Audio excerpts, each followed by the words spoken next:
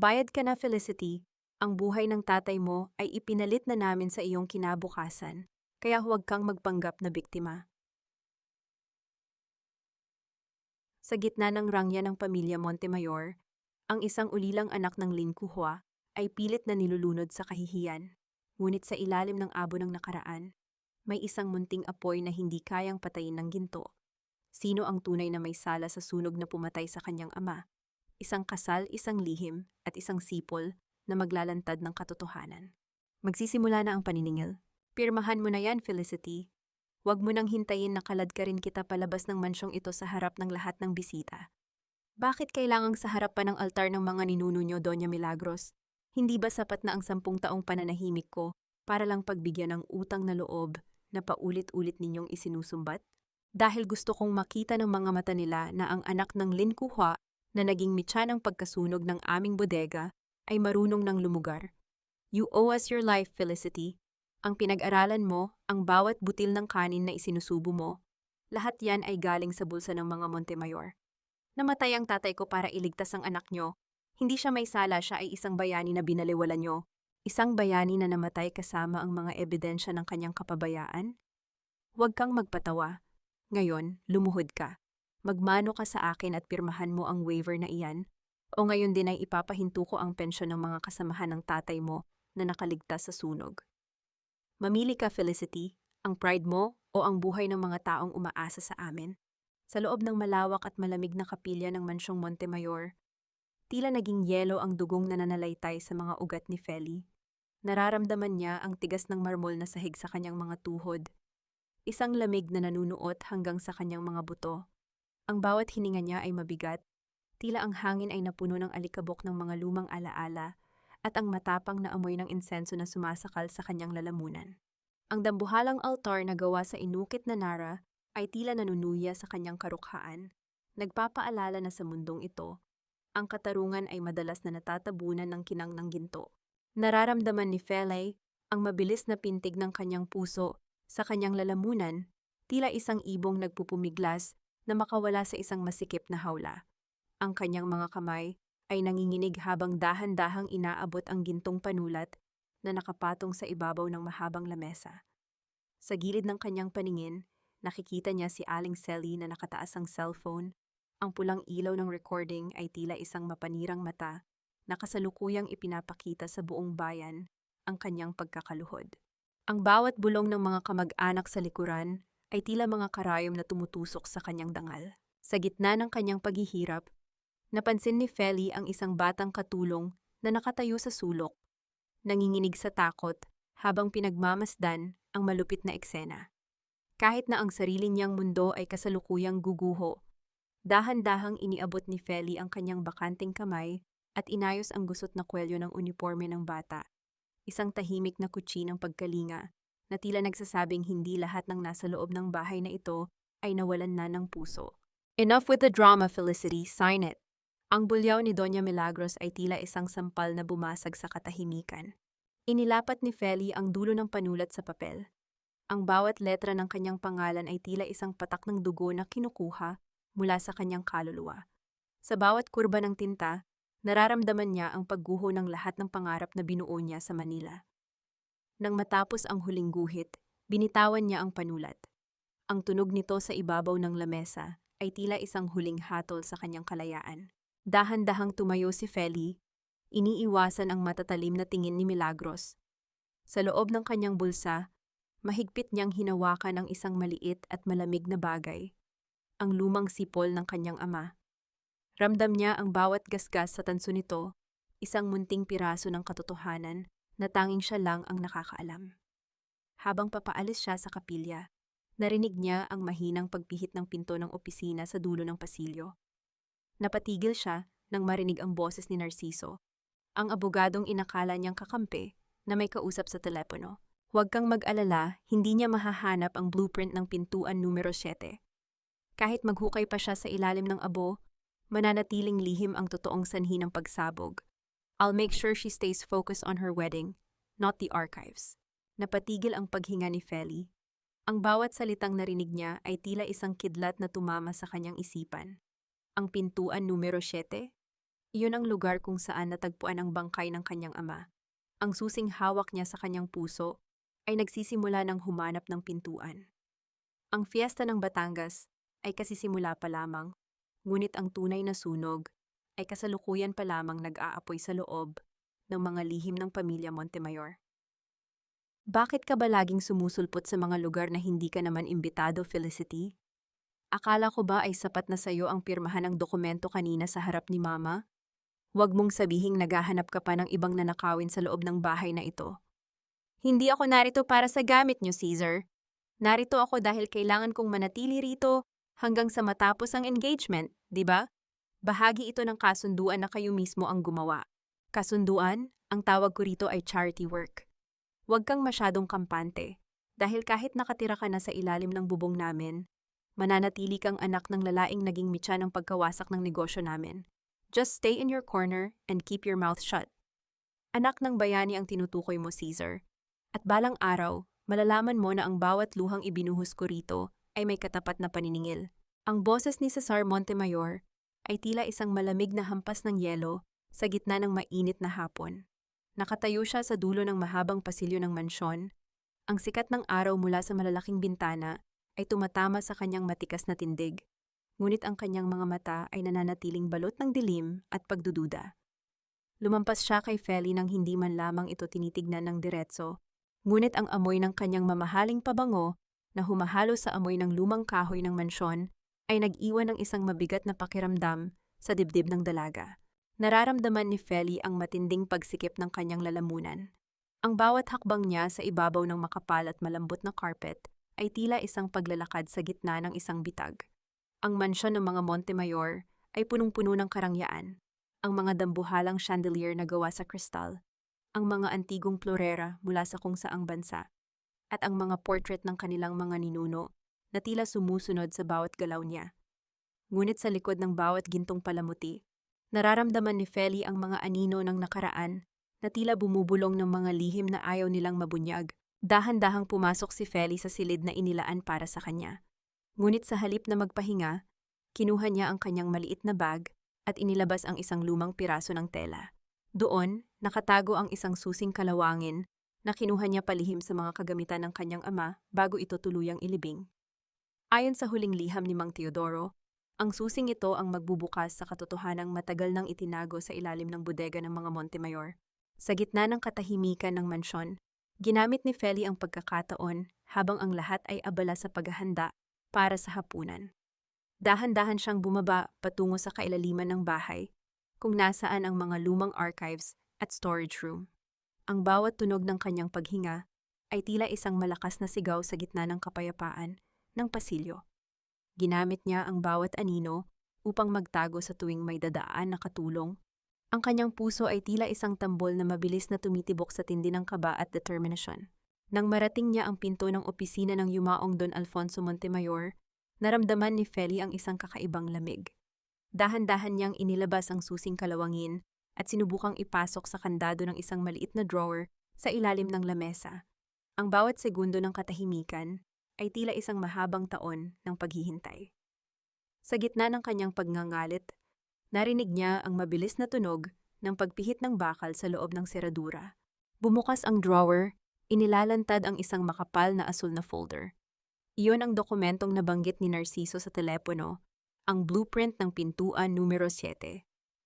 Ngunit bago pa man niya ito mailabas ng tuluyan, ang buong silid ay biglang nalunod sa liwanag ng isang dambuhalang flashlight. Sinasabi ko na nga ba, ang boses ni Cesar ay tila isang hatol ng kamatayan na umalingaw-ngaw sa apat na sulok ng opisina. Napatigil ang paghinga ni Feli. Dahan-dahan siyang lumingon at nakita si Cesar na nakatayo sa may pintuan. Ang kanyang mukha ay balot ng matinding galit at bighati. Ngunit hindi ang folder ang tinitignan ni Cesar. Ang kanyang mga mata ay nananatiling nakapako sa susing hawak ni Feli sa kanyang kabilang kamay. Isang susing pamilyar na pamilyar sa kanya. Saan mo nakuha ang susing iyan? Bulong ni Cesar. Ang kanyang boses ay nanginginig sa hindi maipaliwanag na emosyon. Ang susing iyan, yan ang tanging bagay na nawala sa kwarto ni Papa noong gabing mamatay siya. At ngayon, hawak mo ito? Sabihin mo sa akin ang totoo. Felicity, ano ang kinalaman ng tatay mo sa pagkamatay ng ama ko? Nakatitig lang si Feli sa mga mata ni Cesar. Ang kanyang puso ay tila isang basag na kristal na muling dinudurog. Ang lihim na akala niya ay susi sa kanyang tagumpay ay tila naging mitya ng isang mas malalim na pagkakalubog sa putik. Tap-tap. Akala ko ba ay dangal ng tatay mo ang ipinunta mo rito? Pero bakit tila galing ka sa lahi ng mga ahas na marunong lang magnakaw sa dilim, Felicity? You don't know anything, Cesar. Ang susing ito ay hindi ninakaw. Inabot ito ni Papa sa akin bago siya mamatay dahil ito ang magsasabi kung sino ang tunay na nagkanulo sa tatay mo at sa tatay ko. Huwag mong gamitin ang pangalan ni Papa para pagtakpan ang krimen ng pamilya mo. My father died in that fire while trying to save the legacy of the Montemayors. At ang tatay ko namatay dahil sinundan niya ang tatay mo sa loob ng isang bitag. Bakit hindi mo tanungin ang sarili mo, Cesar? Bakit ang pintuan numero 7 ay nakakandado mula sa labas noong gabing iyon? Lies! Pure lies to save your face. Ibigay mo sa akin ang susing iyan. Ang boses ni Cesar ay tila isang dumadagundong na kulog na yumanig sa bawat sulok ng tahimik na opisina. Nararamdaman ni Feli ang marahas na pagkakahawak ni Cesar sa kanyang pulso. Ang mga daliri nito ay tila mga bakal na tanikala na nagpapatigil sa daloy ng kanyang dugo. Sa ilalim ng malamlam na liwanag, nakita ni Feli ang matinding pighati sa mga mata ni Cesar. Isang pighating katulad ng sa kanya, ngunit nabahiran ng lason ng maling hinala. Ang amoy ng sandalwood mula sa suot nitong tuxedo ay humahalo sa amoy ng lumang papel, isang kombinasyong tila sumasakal sa kanyang katinuan. Nararamdaman ni Feli ang panlalambot ng kanyang mga tuhod. Tila ang sahig ay unti-unting nagiging putik na lalamon sa kanyang buong pagkatao. Ang bawat mabilis na paghinga niya ay may kasamang hapdi.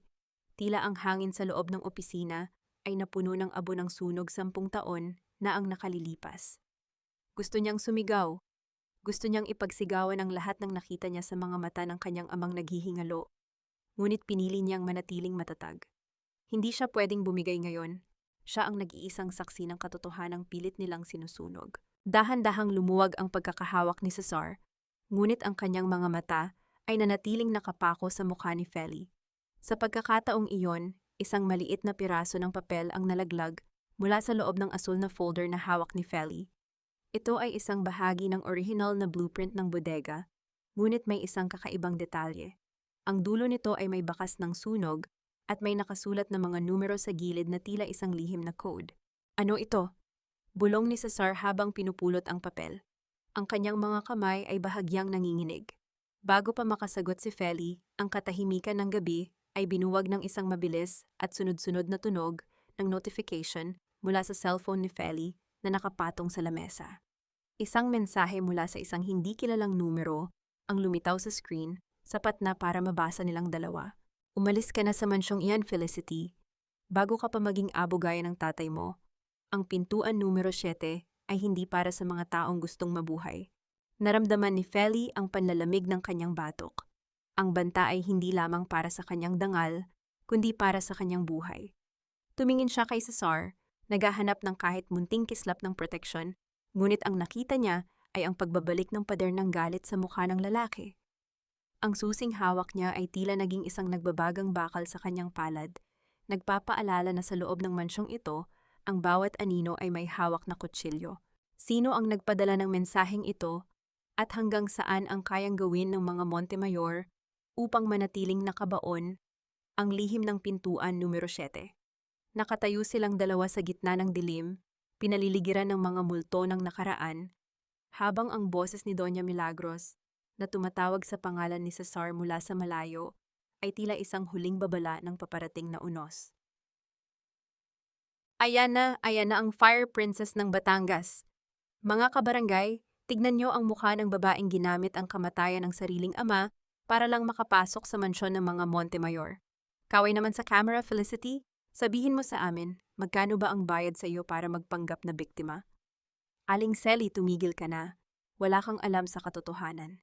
Ang bawat salitang lumalabas sa bibig mo ay lason na sumisira sa buhay ng mga taong wala namang kinalaman sa iyo. Lason ay taray, mas lason ang ambisyon mo, giling-giling muna bago maging senyorita.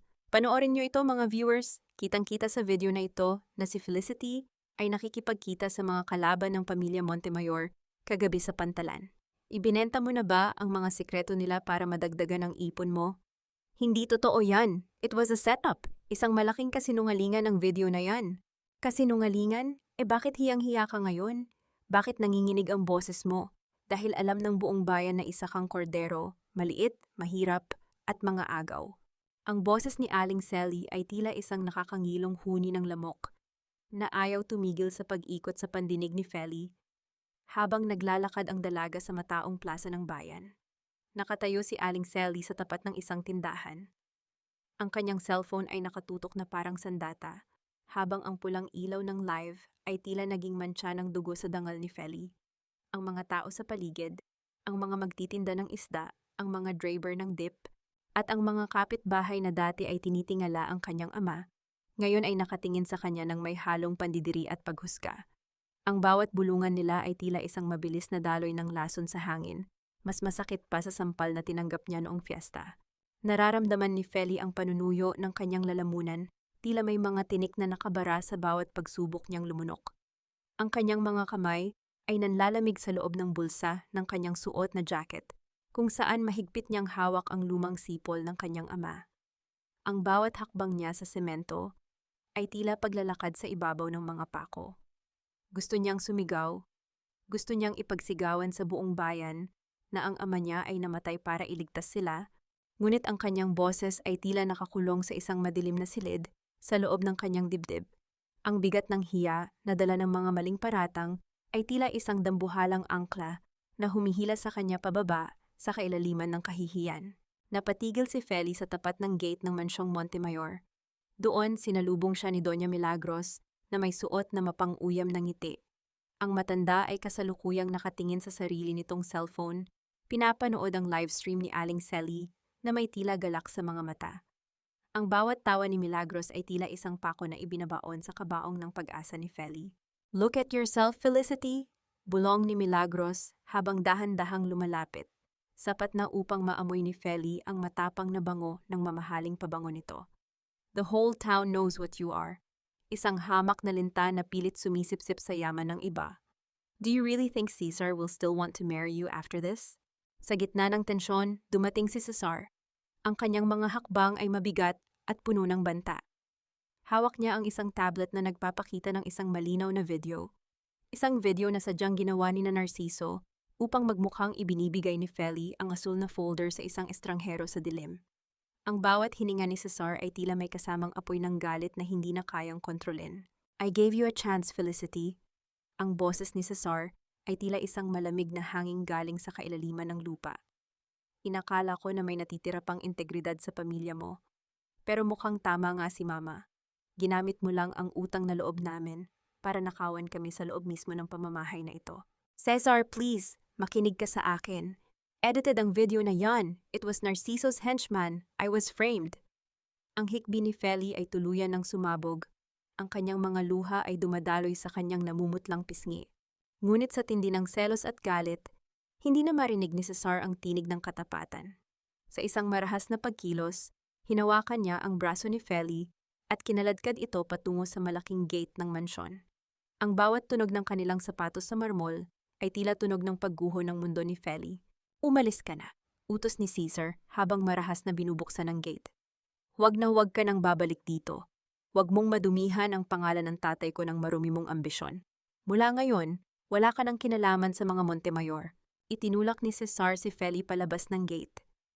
Napasubsob ang dalaga sa matigas na semento, habang ang ulan ay biglang bumuhos ng malakas, tila nakikiramay sa kanyang pighati. Ang tunog ng dambuhalang gate na nagsasara, at ang marahas na pagpihit ng bakal na kandado ay tila huling selyo ng kanyang pagkatalo. Naiwan si Feli sa labas, basang-basa at hiyang-hiya, habang ang anino ni Aling Sally, na patuloy na kumukuha ng video, ay tila isang halimaw na nagdiriwang sa kanyang pagkawasak. Ang katanungan sa kanyang puso ay tila isang sumpa na umaalingaw-ngaw sa gitna ng bagyo. Paano ko lilinisin ang pangalan ng aking ama kung ang mismong taong inakala kong sandigan ang siyang nagtaboy sa akin sa putikan? "Bakit mo ako tinutulungan, Narciso? Halos itakwil na ako ng buong Marinduque pero ikaw, nandito ka pa rin sa tabi ko sa kabila ng lahat ng paratang ni Cesar. Dahil alam ko ang totoo, Felicity. I've known you since law school. Hindi mo magagawa ang mga bagay na ibinibintang nila sa iyo. Nakita ko ang takot sa mga mata ni Doña Milagros kanina. Takot siya na malaman mo ang totoong nilalaman ng insurance claim 10 taon na ang nakalilipas. Pero wala na akong lisensya, Narciso. Kinuha na nila ang lahat sa akin. Pinalayas ako ni Cesar na parang isang basahan. I am still a lawyer, Feli. At ako ang magiging boses mo. Halika, sumama ka sa akin sa aking opisina. Ligtas ka roon. I have the original files from the fire department na hindi nila nakuha. We will win this, I promise. Narciso, hindi ko alam kung paano kita papasalamatan. Ikaw na lang ang natitira kong sandigan. Ang boses ni Narciso Herrera ay tila isang malambot at mainit na kumot na bumabalot sa nanginginig na katawan ni Feli. Habang nakaupo sila sa loob ng kanyang marangyang sasakyan, dahan-dahang pinupunasan ni Feli ang kanyang mga luha. Ang sikat ng araw sa hapon ay tumatama sa bintana, nagbibigay ng isang ginintuang liwanag na tila nagbibigay ng bagong pag-asa. Ngunit sa likod ng bawat matatamis na salita ni Narciso, may isang hindi maipaliwanag na lamig na pilit na isinasantabi ni Feli dahil sa tindi ng kanyang pangangailangan ng matatakbuhan. Nararamdaman ni Feli ang matinding pagkapagod na tila nanunuot sa kanyang mga buto. Ang bawat hininga niya ay mabigat, tila may malaking batong nakadagan sa kanyang dibdib. Ang amoy ng mamahaling leather at ang bango ng air freshener sa loob ng sasakyan ay nagbibigay sa kanya ng panandaliang kapanatagan, malayo sa malansang amoy ng ulan at putik sa labas ng mansyon. Inisandal niya ang kanyang ulo sa sandalan, pilit na pinapakalma ang mabilis na pintig ng kanyang puso, na tila isang tambol na nagbababala ng isang nalalapit na panganib. Nang marating nila ang opisina ni Narciso, sinalubong sila ng isang maliwanag at modernong silid. Ang sikat ng araw ay malayang pumapasok sa malalaking bintana, na nagbibigay ng isang mapayapang atmosfera. Pinaupo ni Narciso si Feli sa isang malambot na sofa at binigyan ito ng isang baso ng mainit na tsa. Uminom ka muna, Feli. Kailangan mong magpahinga. Bukas na bukas din, sisimulan nating i-file ang kaso laban sa mga Montemayor. Bulong ni Narciso habang iniaayos ang kumot sa balikat ng dalaga. Dahil sa tindi ng stress at puyat, hindi nagtagal ay dinalaw ng antok si Feli. Ang kanyang mga mata ay dahan-dahang pumikit, habang ang huling imaheng nakita niya ay ang nag-aalalang mukha ni Narciso. Ang katahimikan sa loob ng opisina ay tila isang kanta ng paghilom na unti-unting nagpapatulog sa kanyang naguguluhang isipan. Ngunit sa sandaling tuluyan nang nawalan ng malay si Feli, ang mukha ni Narciso ay biglang nagbago. Ang magiliw na ngiti ay napalitan ng isang malamig at mapanirang ngisi. Dahan-dahan siyang tumayo at lumapit sa lamesa kung nasaan ang asul na folder na nakuha ni Feli sa mansion. Inilabas niya ang kanyang cellphone at kinuha ang orihinal na insurance papers. Ang mga dokumentong nagpapatunay na ang sunog ay sadyang ginawa upang makuha ang dambuhalang pera ng kumpanya. Nakatayo si Narciso sa tabi ng natutulog na si Feli. Ang sikat ng hapon ay tumatama sa kanyang mukha na tila isang maskara ng kamatayan. Kinuha niya ang isang lighter at dahan-dahang pinaglaruan ang apoy nito malapit sa dulo ng mga dokumento. Sa kanyang mga mata, makikita ang isang matinding puot na matagal na niyang itinago sa ilalim ng kanyang profesional na uniforme. Dahan-dahan siyang yumuko at bumulong sa walang malay na dalaga, sapat na upang marinig ng sarili niyang konsensya. Salamat sa paghahanap ng mga papel na ito, Felicity. Pero gaya ng tatay mo, gagamitin kita hanggang sa makuha ko ang hustisyang para sa pamilya ko. Ang mga Montemayor ay babagsak, at ikaw ang magiging mitya ng kanilang pagkasunog. Naramdaman ni Feli sa kanyang panaginip ang isang matinding hapdi, tila ba may apoy na unti-unting lumalamon sa kanyang balat.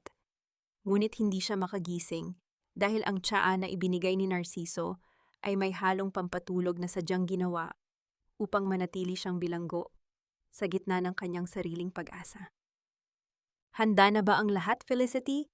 Oras na para wakasan ang kasinungalingan ng mga Montemayor. Hawak mo na ang ebidensyang magpapabagsak sa toreng ginto ni Doña Milagros. Handa na ako, Narciso. Salamat sa pagtayo sa tabi ko. Kung hindi dahil sa iyo, baka tuluyan na akong nilamon ng dilim sa labas ng mansyong iyon. Wala yon. Trabaho nating mga abogado ang protektahan ng biktima. Ibigay mo na sa akin ang asul na folder. Ako na ang maglalapag niyan sa harap ng Board of Directors. Manatili ka lang sa likod ko. Sige, heto ang mga original na insurance papers. Siguraduhin nating hindi na sila makakatakas sa pagkakataong ito. Huwag kang mag-alala, Feli. Pagkatapos ng gabing ito, wala nang Montemayor na makakatapak sa dangal ng mga Villarreal. Ang boses ni Narciso ay tila isang malambot na himig ng tagumpay habang inaalalayan niya si Feli patungo sa malawak na conference room ng pamilya Montemayor. Nararamdaman ni Feli ang bahagyang pag-ikot ng kanyang paningin. Ang epekto ng tsa kanina ay hindi pa tuluyang nawawala, na nag-iiwan sa kanya ng isang kakaibang pakiramdam na tila lumulutang siya sa gitna ng isang panaginip. Ang bawat hakbang niya sa makintab na sahig ay tila tunog ng isang orasan na nagbababala ng isang nalalapit na pagsabog.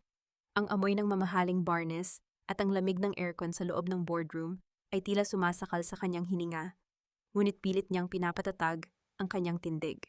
Sa loob ng silid, nakaupo si Doña Milagros sa kabisera ng lamesa, pinaliligiran ng mga board of directors at ng ilang piling miyembro ng press. Ang kislap ng mga diamanteng chandelier ay tila nanunuya sa bawat mithin ni Feli na makamit ang katarungan. Pagpasok nila, tumahimik ang lahat. Ang bawat matalas na tingin ng mga makapangyarihang tao sa loob ay tila mga palaso na handang tumapos sa kanyang laban. Dahan-dahang lumapit si Narciso sa gitna at inilapag ang asul na folder sa ibabaw ng lamesa.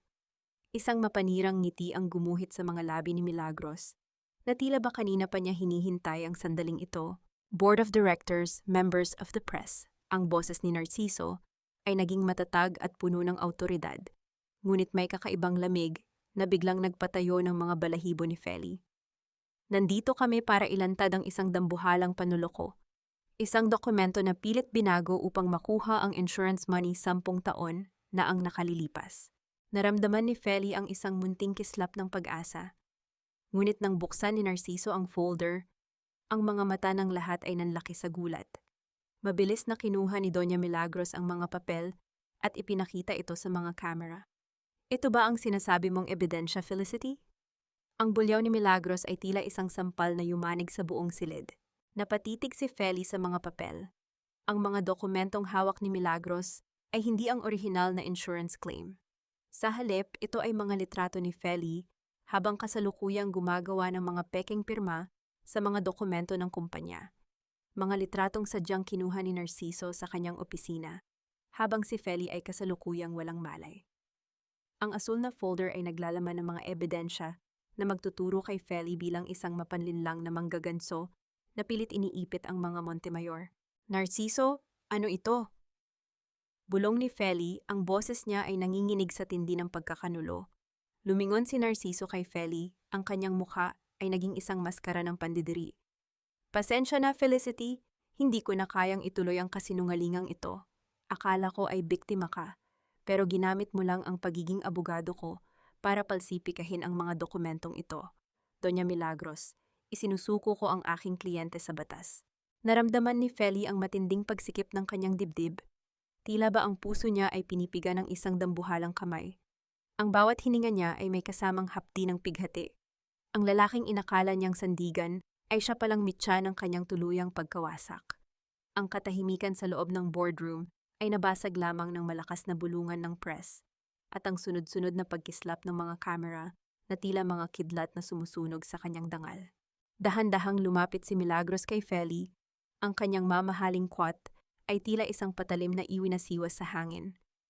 Ito ang napapala ng mga taong galing sa putik na pilit umaakyat sa toring ginto. Hindi mo lang dinungisan ang pangalan namin, kundi pinatunayan mo ring mas masahol ka pa sa tatay mo. Tumingala si Feli, ang kanyang mga mata ay punong-puno ng luha, ngunit may isang matalim na ningning ng katotohanan. Ngunit bago pa siya makapagsalita, pumasok ang mga opisyal ng pulis sa loob ng silid. Ang tunog ng mga posas na inilabas ay tila huling hatol sa kanyang laban. Felicity Villarreal, you are under arrest for falsification of documents and attempted extortion. Ang boses ng opisyal ay tila isang malayo at malabong ingay sa pandinig ni Feli. Habang kinakaladkal siya palabas ng boardroom, nakita ni Feli ang mukha ni Cesar sa labas ng pinto.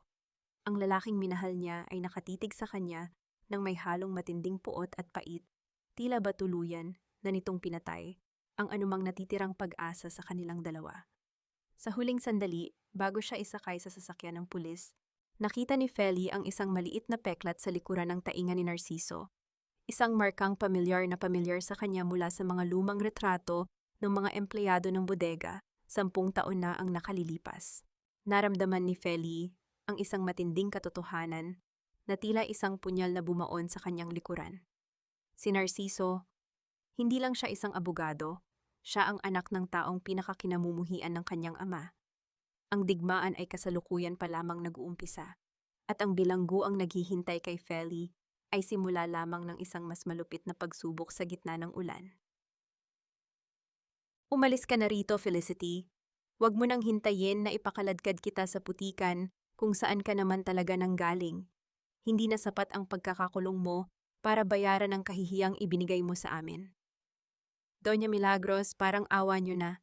Ang mga dokumentong yon ay totoo. Si Narciso ang nagpalit ng lahat habang wala akong malay.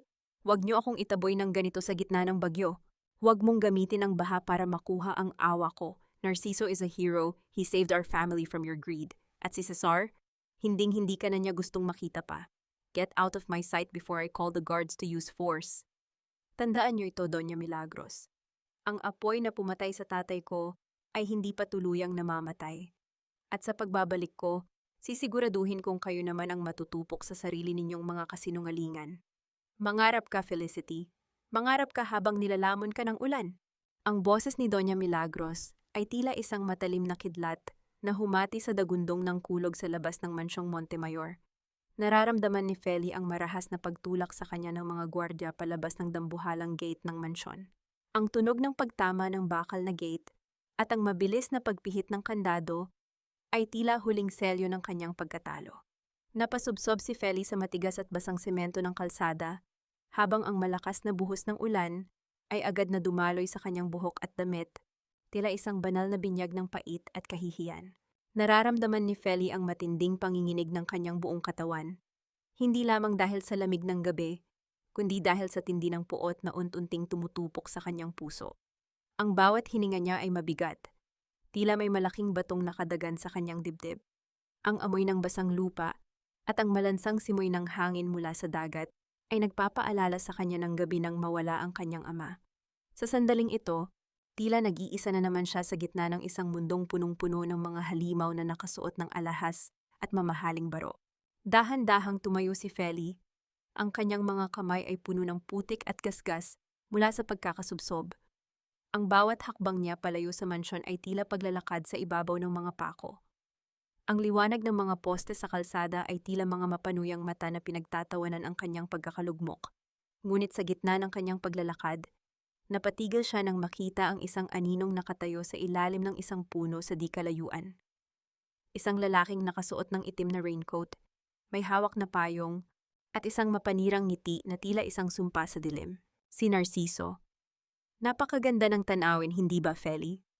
Ang boses ni Narciso ay tila isang malamig na bulong ng ahas na humahalo sa ihip ng hangin. Isang abogadong wala ng lisensya, dugu-duguan ng dangal, at nilalamon ng bagyo. Ito ang katarungang matagal ko nang pinaplano. Lumapit si Feli, ang kanyang mga mata ay nanlilisik sa galit. Bakit, Narciso? Bakit kailangan mong gawin ito sa amin? Inakala kong kaibigan kita. Isang mapait na tawa ang kumawala sa mga labi ni Narciso. Dahan-dahan niyang ibinaba ang kanyang payong, sapat na upang makita ni Feli ang kanyang mukha sa ilalim ng liwanag ng kidlat. Kaibigan, Winona, ang tatay ko ang manager ng bodega noong gabing masunog iyon. Siya ang sinisi ng mga Montemayor. Siya ang nabulok sa kulungan habang ang tatay mo ay itinuring na bayani. At ang pinakamasakit sa lahat, ang tatay ko ang sadyang nag-lock ng pintuan numero 7 sa utos ni Milagros. Pero siya ang itinumba para manahimik. Napatigil ang paghinga ni Feli. Ang bawat salita ni Narciso ay tila mga saksak sa kanyang likuran. Ang katotohanang matagal na niyang hinahanap ay kasalukuyan nang inilalahad ng lalaking pinagkatiwalaan niya, ngunit sa paraang pinakamapait at pinakamadugo.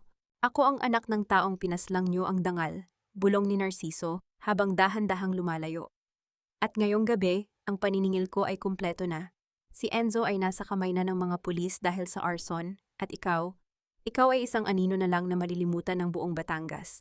Naiwan si Feli sa gitna ng kalsada, ang kanyang mga luha ay humahalo sa ulan, habang ang anino ni Narciso ay dahan-dahang nilalamon ng kadiliman. Isang matinding kuryente ang dumaan sa kanyang mga ugat. Ang takot ay napalitan ng isang malamig at matalas na determinasyon. Ang bawat patak ng ulan sa kanyang balat ay tila naging gasolina sa muling pag-aapoy ng kanyang diwa. Ang laban ay hindi pa tapos. At sa pagkakataong ito, hindi na siya ang biktima. Siya na ang magsisilbing apoy na susunog sa bawat kasinungalingan ng mga Montemayor at ng mga Valderrama. Huwag mong hayaang lamunin ng ulan ang huling alaala ng tatay mo, Felicity. Ang sipol na iyan, ang tanging saksi sa lahat ng nangyari sa loob ng pintuan numero 7. At naniniwala ako na hindi lang hangin ang inilalabas nito, kundi ang boses ng katarungang matagal na nating ipinagdarasal. Ang boses ni Caberting, ang matandang Lin Qiuhua na nakaligtas sa sunog 10 taon na ang nakalilipas, ay tila isang munting liwanag sa gitna ng madilim at malamig na silid kung nasaan kasalukuyang nakasilong si Feli.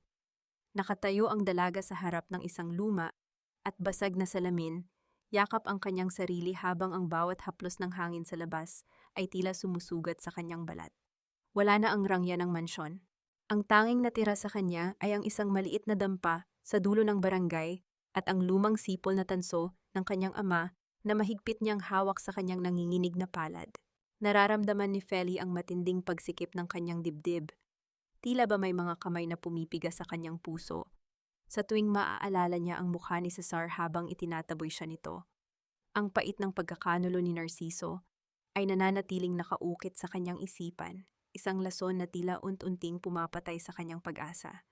Dahan-dahan niyang inangat ang sipol, pinagmamasdan ang bawat gasgas at mantsa ng tanso sa ilalim ng malamlam na liwanag ng isang digas na lampara. Isang matinding kurot sa puso ang naramdaman niya nang mapansin ang isang maliit na ukit sa ilalim ng base nito, ang petsa ng kanyang kaarawan. Papa Cutek? Bakit? Bulong ni Feli, ang kanyang boses ay tila isang munting huni na nalulunod sa ingay ng patuloy na ulan sa bubungang yari sa nipa. Bakit kailangan mong mamatay para sa mga taong kinuha ang lahat sa atin? Sa gitna ng kanyang pighati, napansin ni Feli na ang base ng sipol ay bahagyang gumagalaw. Sa isang mabilis na pagkilos na puno ng kaba, sinubukan niyang ipihit ang ilalim nito. Ang tunog ng pagpihit ng kinalawang na bakal ay tila isang malakas na sigaw sa gitna ng katahimikan ng gabi. Nang tuluyan itong mabuksan, isang maliit na piraso ng makabagong teknolohiya ang nalaglag sa kanyang palad, isang munting recording chip na sadyang itinago sa loob ng antigong tanso. Nanginginig ang mga kamay ni Feli habang isinasaksak ang chip sa kanyang lumang cellphone na may basag na screen. Ang bawat segundo ng paghihintay ay tila isang mahabang taon ng pagdurusa. Sa wakas, isang tunog ng static ang umalingaw-ngaw, dahan-dahang napapalitan ng pamilyar na boses ng kanyang ama, hinaluan ng ingay ng nagngangalit na apoy, at ang marahas na pagbagsak ng mga kagamitan sa loob ng bodega. Dito ka lang, Colt. Huwag kang lalayo sa akin.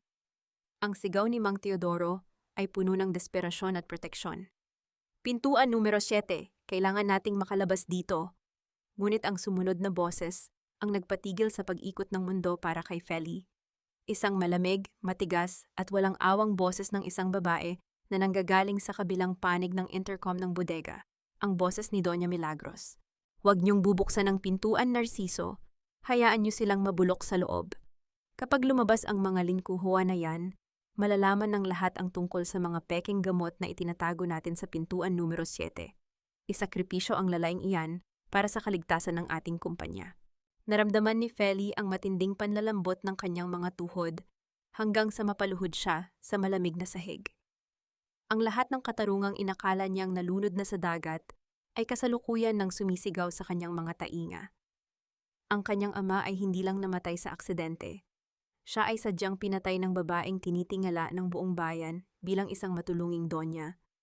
Ang bawat hininga ni Feli ay naging mabigat, tila ba ang mismong hangin sa loob ng dampa ay napuno ng usok ng katotohanang 10 taon nang nakabaon. Hustisya! Bulong ni Feli habang ang kanyang mga mata ay nagsisimulang mag-apoy sa isang kakaibang determinasyon. Hustisya para sa tatay ko, at hustisya para sa lahat ng buhay na kinuha nyo para lang sa inyong toring ginto. Tumingala si Feli sa langit. Kung nasaan ang kidlat ay tila nagbibigay ng isang nakakatakot na liwanag sa kanyang mukha. Wala na ang winonang madaling saktan. Ang natira ay ang isang babaeng handang sunugin ang buong Marinduque para lamang ilabas ang katotohanan. Ngunit sa gitna ng kanyang panunumpa, isang malakas na tunog ng pagbukas ng pinto ang bumasag sa katahimikan. Isang anino ang nakatayo sa pintuan, basang-basa ng ulan at may hawak na isang bagay na tila isang huling hudyat ng kamatayan. Bang Tank, huwag kang matakot, Felicity. Hindi ako narito para saktan ka. Narito ako dahil sapat na ang 10 taon na pananahimik ko habang ang konsensya ko ay unti-unting nauubos ng apoy ng katotohanan. Kaberting, akala ko ba ay tinalikuran niyo na si Papa? Akala ko ba ay mas pinili niyo ang pera ng mga Montemayor kaysa sa hustisya para sa kaisa-isa ninyong kasamahan na hindi na nakalabas ng bodega? Nagkakamali ka, anak. Ang pera ay ginamit nila para busalan kami pero ang takot ang siyang nagpapiit sa amin sa dilim. Pero nang marinig ko ang sipol na iyan kanina mula sa labas, tila tinatawag ako ng tatay mo. Hindi lang ako ang narito. Kasama ko sina Carding at Jose. Kami ang mga linkuhua na saksi sa kalupitan ni Doña Milagros. Kung ganoon, handa na ba kayong tumayo sa tabi ko? Handa na ba kayong harapin ang ginto ng mga Montemayor gamit ang inyong mga salita? Hindi lang kami tatayo, Felicity. Kami ang magsisilbing apoy na maglalantad sa bawat dumi na pilit nilang itinago sa ilalim ng abo. Ang boses ni Feli ay hindi na ang nanginginig na huni ng isang biktima. Ito ay naging isang matigas at malamig na tunog ng bakal na dahan-dahang hinahasa sa gitna ng kadiliman. Nakatayo siya sa gitna ng kanyang maliit na dampa. Pinaliligiran ng 3 matatandang lalaki na ang mga mukha ay hitik sa kulubot ng panahon at pighati. Ang amoy ng gasera at ang halimuyak ng basang lupa ay tila nagbibigay ng kakaibang tapang sa kanyang buong pagkatao. Ang bawat tibok ng kanyang puso ay sumasabay sa mabilis na pintig ng katarungang sa wakas ay mayroon ng mukha at tinig. Nararamdaman ni Feli ang matinding kapanatagan sa kanyang dibdib.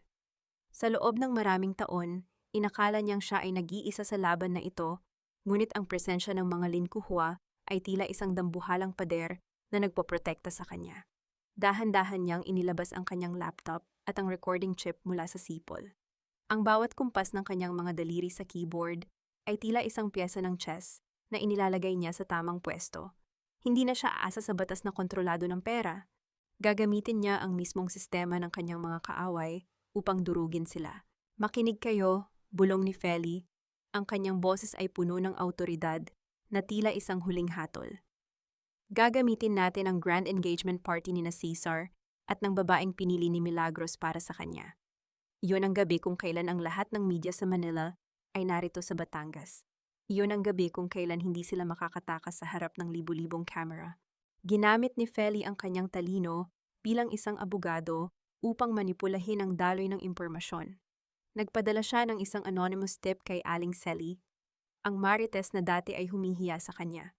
Alam ni Feli na hindi makakatanggi si Selly sa isang balitang magbibigay dito ng milyon-milyong views. Ang tip ay simple. May milagrong magaganap sa engagement party. Ang tatay ni Felicity ay magpapadala ng mensahe mula sa kabilang buhay. Naramdaman ni Feli ang isang matinding kurot sa puso nang makitang mabilis na kumalat ang balita sa buong bayan. Ang tensyon sa pagitan ng pamilya Montemayor at ng mga mamamayan ay nagsisimula ng mag-alab. Habang naghahanda ang mansyon para sa isang marangyang selebrasyon, si Feli naman ay kasalukuyang naghahanda para sa isang muling pagbangon. Kinuha niya ang isang pulang gown, isang kulay na sumisimbolo sa apoy at sa dugo ng kanyang ama. Sa salamin, nakita niya ang isang babaeng hindi natakot mamatay dahil ang kanyang kaluluwa ay matagal nang isinakripisyo para sa katarungan. Isang gabi bago ang engranding handaan, nagpadala si Feli ng isang huling mensahe sa personal na email ni Doña Milagros. Walang nakasulat na kahit anong salita. Ang tanging laman ng email ay isang audio file na naglalaman ng 3 segundo ng tunog ng sipol ng kanyang ama. Isang tunog na alam niyang magpapatulog sa matanda sa takot. Sa labas, ang tunog ng batingaw ng simbahan ay muling umalingaw-ngaw, mas malakas at mas matalim kaysa noong fiesta. Ang mga ilaw sa mansyon ay tila mga bituin na bumaba sa lupa. Ngunit para kay Feli, ang mga iyon ay mitya lamang ng isang dambuhalang sunog na handa ng lamunin ang bawat kasinungalingan ng mga Montemayor. Handa na ang bawat piyesa sa aking silent chess, Doña Milagros. At sa pagkakataong ito, wala nang pintong mananatiling nakakandado kapag ang katotohanan na ang humihip ng sipol ng paniningil. Naiwan si Feli na nakatayo sa gitna ng dampa, bitbit ang huling baraha ng kanyang katarungan, habang ang bawat segundo ay nagpapalapit sa kanya sa gabi ng huling paghuhukom. Anong karapatan mong tumapak sa bulwagang ito, Felicity?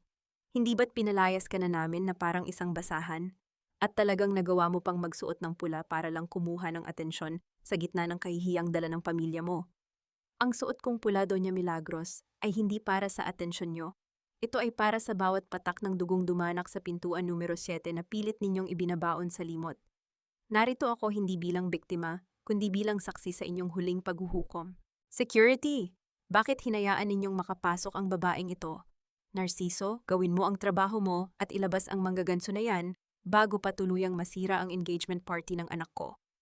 Winona, stop this madness. You are already a disgraced lawyer. Isang salita mo pa, at sisiguraduhin kong hindi ka na makakalabas ng Batangas ng humihinga. Isipin mo ang kaligtasan mo. Ang kaligtasan ay para lamang sa mga taong walang itinatago, Narciso.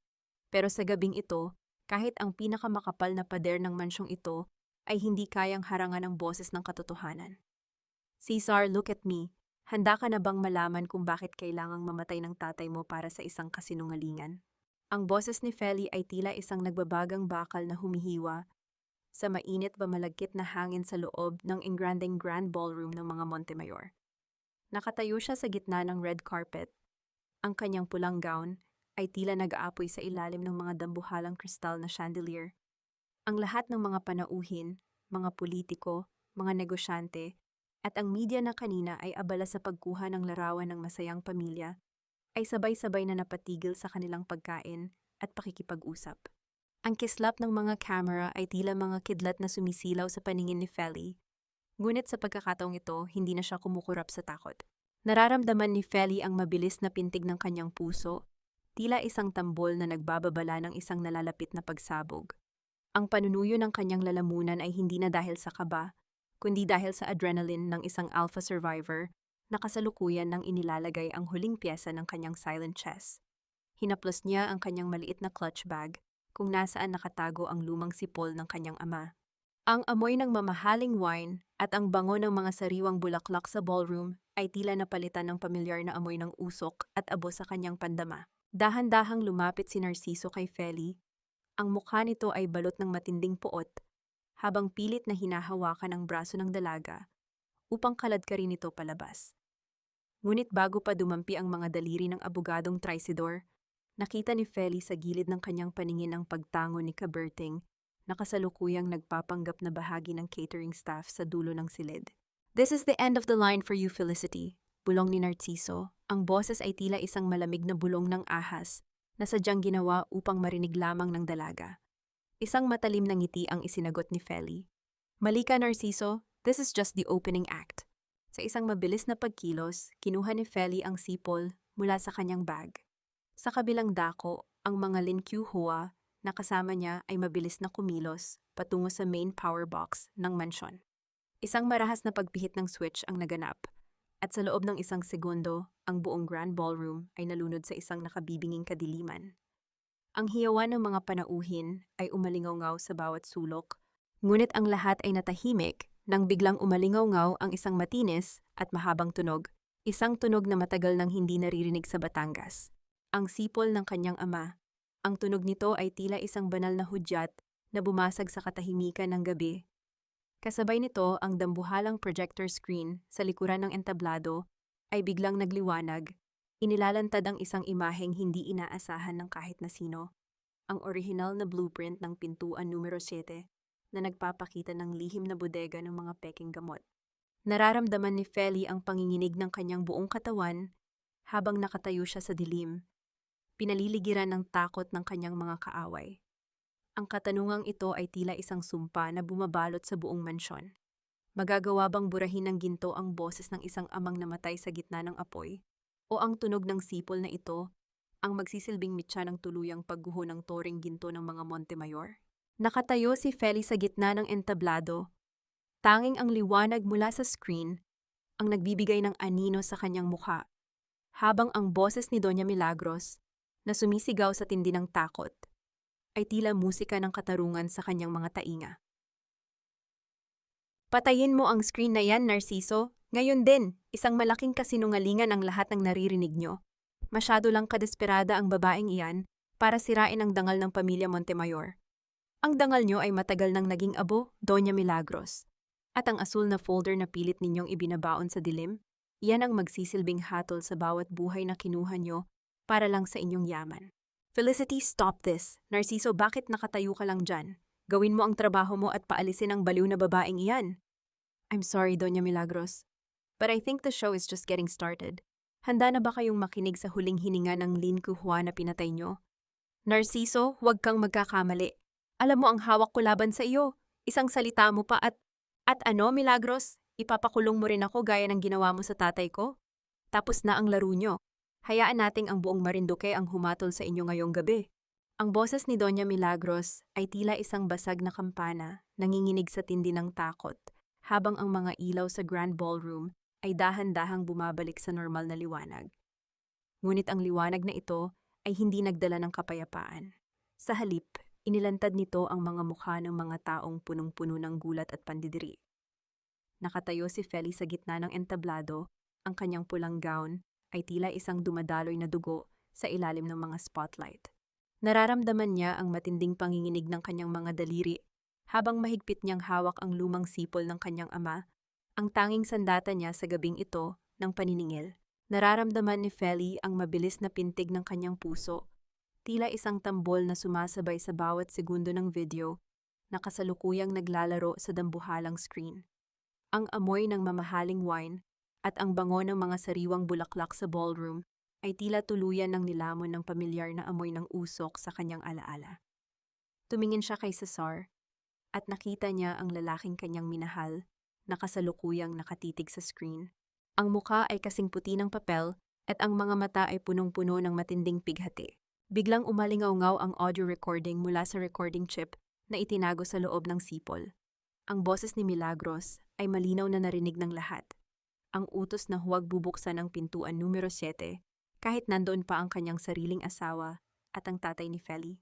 Isang matinding katahimikan ang bumalot sa buong ballroom bago ito napalitan ng malakas na bulungan at hiyawan ng pagkagulat mula sa mga panauhin. Si Aling Sally, na kanina pa nakalive sa social media, ay hindi na magkaugaga sa pagkuha ng bawat anggulo ng pagkawasak ni Milagros. Hindi totoo yan, edited ang recording na iyan.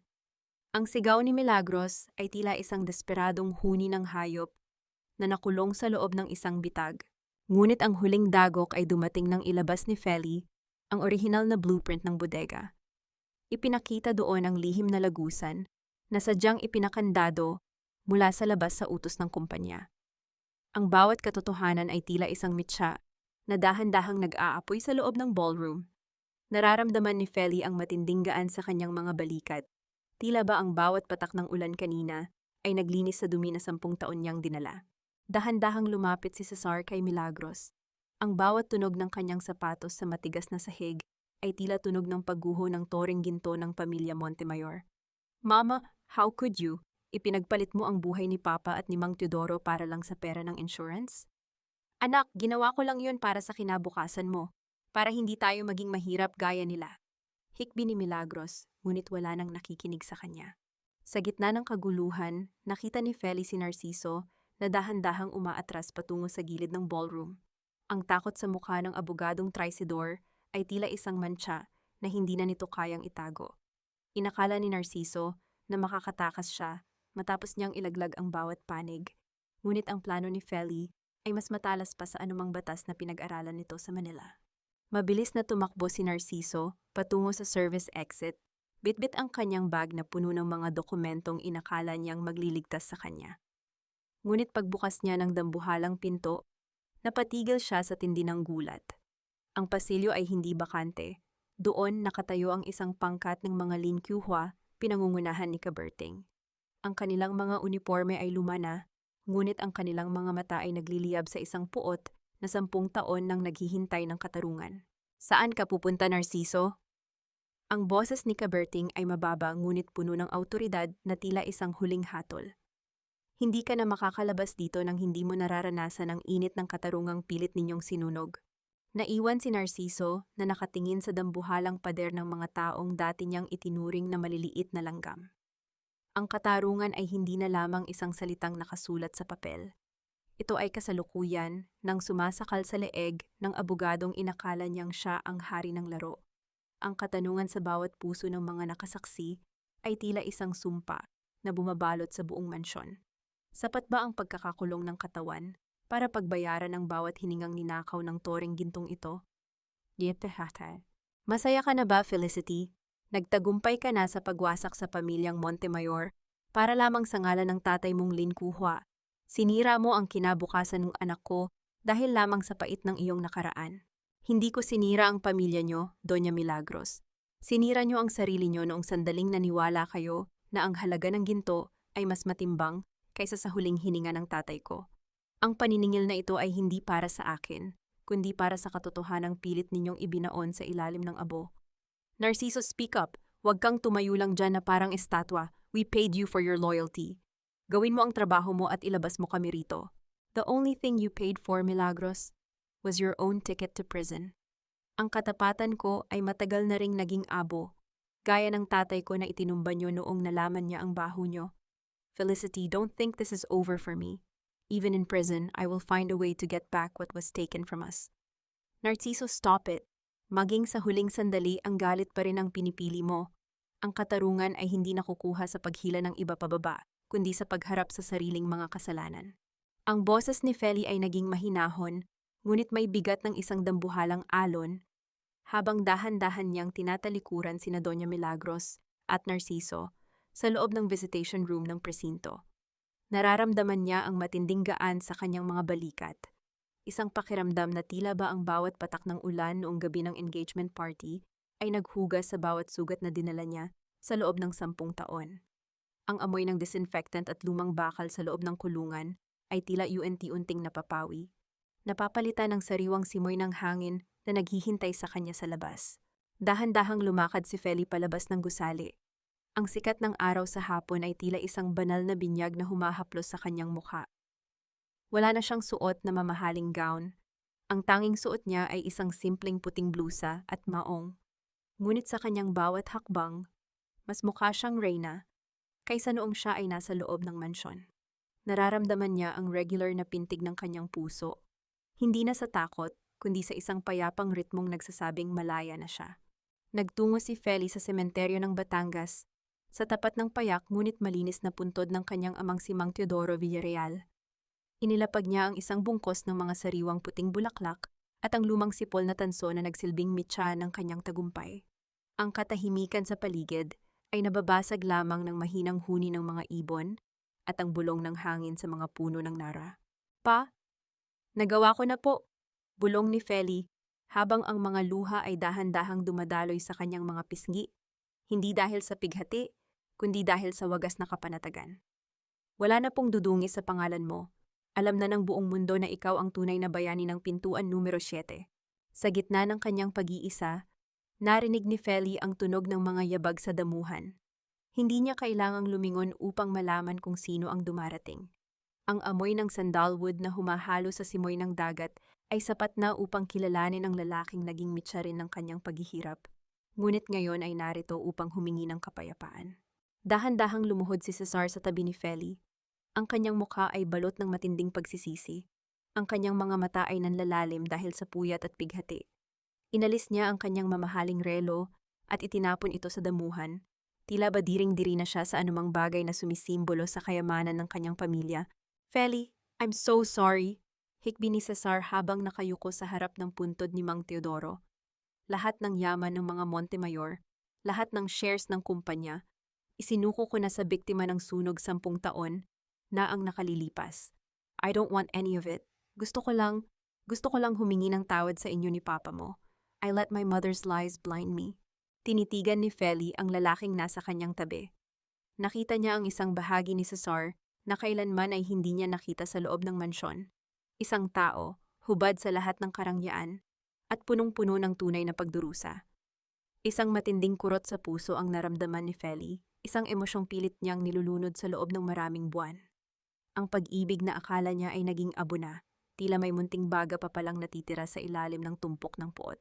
Dahan-dahang hinawakan ni Cesar ang kamay ni Feli, isang haplos na puno ng pakiusap. Feli, let me spend the rest of my life making up for this. Hindi bilang isang Montemayor, kundi bilang isang Cesar na handang maglingkod sa iyo at sa mga taong pinagkaitan namin. Give me one more chance. Not to marry the lawyer, but to love the woman who never gave up. Napatitig si Feli sa papalubog na araw sa abot-tanaw. Ang langit ay nagkukulay kahel at purpura, tila isang obra maestra na isinusulat ng tadhana. Alam niyang ang kapatawaran ay hindi isang regalong ibinibigay sa isang iglap, kundi isang mahabang paglalakbay. Ngunit sa ilalim ng liwanag na ito, nararamdaman ni Feli na handa na siyang lumakad patungo sa bagong yugto ng kanyang buhay. Ang sugat sa puso ko, Caesar, ay hindi basta-basta maghihilom dahil lang sa isang paghingi ng tawad. Ang boses ni Feli ay mahinahon, ngunit puno ng paninindigan. Pero gaya ng apoy, ang katotohanan ay naglilinis din. Magsimula tayo sa pagbuo ng pundasyon para sa mga anak ng mga lingkuhwa. Magsimula tayo sa pagiging tao bago ang lahat. Naiwan silang dalawa sa tapat ng puntod. Magkahawak kamay habang ang anino ng gabi ay dahan-dahang lumalamon sa sementeryo. Ang katarungan ay nakamit na, ang pangalan ng ama ay malinis na, at sa dulo ng mahabang kalsada ng pighati, ang bukang liwayway ng isang bagong pag-asa ay kasalukuyan pa lamang nagpapakita ng kanyang unang liwanag. Isang taon na ang lumipas mula nang huling narinig ang matinis na tunog ng sipol na yumanig sa pundasyon ng mga Montemayor. Ang sikat ng araw sa madaling araw na ito sa Batangas ay tila isang banayad na haplos sa balat, nagbibigay ng ginintuang kulay sa bagong taniman at sa matibay na gusali ng Villarreal Fire Safety Center. Wala na ang amoy ng usok at pait ng nakaraan. Ang tanging nanunuot sa bawat hininga ni Feli ay ang sariwang bango ng mga bulaklak ng dapo at ang pag-asang matagal na niyang ipinagkait sa sarili. Dahan-dahang hinaplos ni Feli ang makinis na tanso ng sipol ng kanyang ama na ngayon ay nakalagay sa isang glass case sa gitna ng lobby. Nahanap na ba niya ang kapatawaran? Isang malalim na buntong hininga ang kumawala sa kanyang mga labi. Ang pagpapatawad kay Doña Milagros ay hindi nangangahulugang pagbura sa krimen nito, kundi ang pagpili na huwag nang maging bilanggo ng puot. Alam niyang sa loob ng malamig na rehas, ang kanyang dating biyenan ay kasalukuyang nakikipaglaban sa sarili nitong konsensya, isang parusang mas matindi pa sa anumang hatol ng hukuman. Si Narciso naman ay tuluyan nang nawala sa kanilang buhay, dala ang bigat ng sarili nitong mga pagkakamali sa ilalim ng batas. Feli, handa na ang mga bata para sa unang seminar natin ngayong umaga. Ang boses ni Cesar ay tila isang mainit na musika na bumasag sa katahimikan ng silid. Dahan-dahang tumayo si Feli at sinalubong ang lalaking nanatili sa kanyang tabi sa gitna ng unos. Nakatayo si Cesar sa pintuan. Suot ang isang simpleng uniforme ng volunteer lingkuhwa. Nilapitan siya ni Feli at dahan-dahang inayos ang gusot na kwelyo nito. Isang simpleng kutsinong pagmamahal na mas matimbang pa sa anumang diamanteng singsing na inialok sa kanya noon. Sa sandaling magtagpo ang kanilang mga mata, naramdaman ni Feli ang tunay na kahulugan ng kapayapaan. Ang hiya na dati ay sumasakal sa kanyang pagkatao ay tuluyan ng napalitan ng dangal. Napatawad mo na ba ang sarili mo, Cesar? Bulong ni Feli habang dahan-dahang hinahawakan ang mga kamay ng lalaki. Ang bawat buhay na maililigtas natin dito sa Center, Feli, ay tanda ng aking pagsisisi at pasasalamat, sagot ni Cesar. Ang boses ay puno ng paninindigan. Nahanap ko na ang aking katarungan, hindi sa yaman ng pamilya ko, kundi sa katotohanang kaya nating bumuo ng isang mundong mas matapat. Ang kwentong ito ay nag-iiwan ng isang mahalagang aral sa bawat tagapakinig. Ang buhay ay maaaring magbigay sa atin ng mga apoy na tila uubos sa ating pagkatao, at ang mundo ay maaaring pilit tayong paluhurin sa putik ng kahihiyan, ngunit ang tunay na yaman ay ang lakas ng loob na tumayo at panindigan ang katotohanan. Ang pag-ibig ay hindi isang utang na dapat bayaran. Ito ay isang sakripisyong handang bumitaw sa karangyaan upang mahanap ang tunay na kaligayahan sa piling ng mga taong marunong rumespeto sa ating dangal. Sa huling sulyap sa papalubog na araw sa abot-tanaw, tanaw ang mga lingkuhwa na masayang nagtatawanan habang naghahanda para sa kanilang duty. Ang bukang liwayway ng katarungan ay tuluyan ng sumikat sa Batangas, at sa bawat ihip ng hangin sa mga puno ng Nara, Maririnig ang isang awit ng paglaya. Tapos na ang paghuhukom ng apoy. Ang natira ay ang wagas na pag-ibig sa gitna ng katotohanan.